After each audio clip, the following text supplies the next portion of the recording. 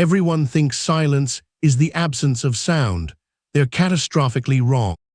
Because sometimes, silence holds a sound all its own. A low, persistent hum that gnaws at the edges of sanity for those unlucky enough to hear it. It's not a trick of the mind. It's a tangible, physical presence, an audible whisper in the quiet, and it's been plaguing a small town in New Mexico for decades. This is the story of the Taos hum, a sound that defies explanation, marks scientific inquiry, and continues to disrupt the lives of those who perceive its relentless thrum. It's a mystery woven into the very fabric of the high desert, a low-frequency drone that some hear and others simply don't.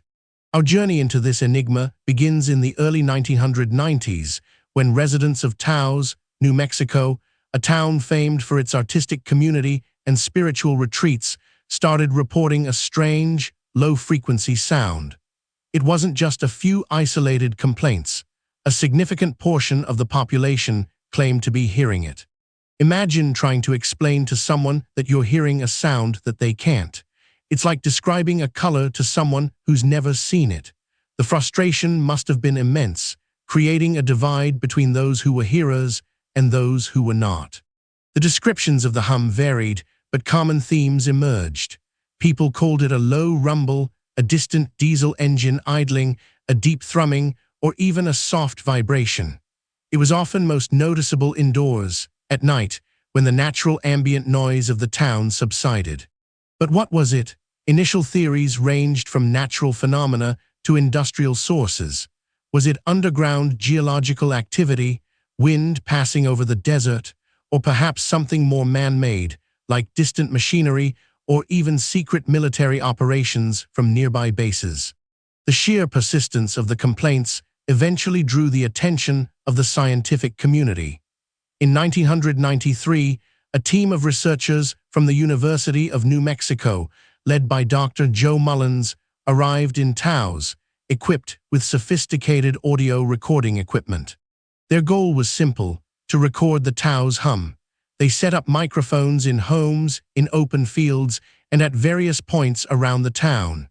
They interviewed residents, meticulously documenting their experiences and the conditions under which they heard the sound. The results were, to put it mildly, baffling. Despite the clear and consistent reports from a significant portion of the population, the researchers couldn't consistently detect the hum with their instruments. The sound simply wasn't registering on their equipment in the way the residents were experiencing it. This disconnect led to a new hypothesis. Perhaps the Taos hum wasn't an external sound at all. Perhaps it was an internal phenomenon, a form of tinnitus or some other auditory perception originating within the human ear or brain. This idea, while plausible, was met with understandable skepticism by the hearers. After all, how could so many people, across different demographics and health statuses, all suddenly develop the same specific type of tinnitus at the same time and in the same location?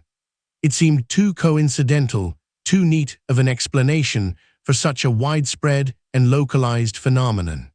The internal theory also faced challenges because many Taos residents who heard the hum could describe its directional properties or how it seemed to move or change in intensity based on their location. This suggests an external source, not an internal one. So the mystery deepened.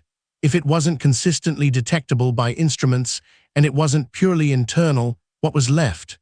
The possibility of a very low-frequency sound, perhaps infrasound, which is below the range of human hearing, but can still be perceived as a feeling or vibration. Infrasound is known to have strange effects on humans, from feelings of unease to physical sensations. Could the Taos hum be a form of infrasound, strong enough to be perceived by some sensitive individuals, but too subtle or localized for standard recording equipment? This idea offers a compelling compromise, explaining both the physical sensation and the difficulty in objective measurement. It also opens the door to numerous potential sources: geological shifts, ocean waves thousands of miles away, or even certain types of industrial machinery operating at extreme distances. But even this theory doesn't fully explain why the phenomenon is so pronounced in Taos, specifically, or why such a distinct percentage of the population hears it.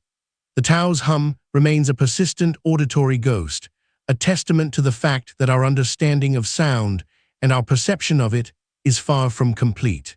For the hearers in Taos, the hum isn't just a scientific curiosity, it's a part of their daily lives. It's a constant, low-level intrusion that can affect sleep, concentration, and overall well-being.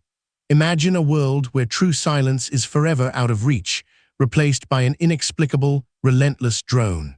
The Taos hum reminds us that the world around us holds secrets beyond our current grasp.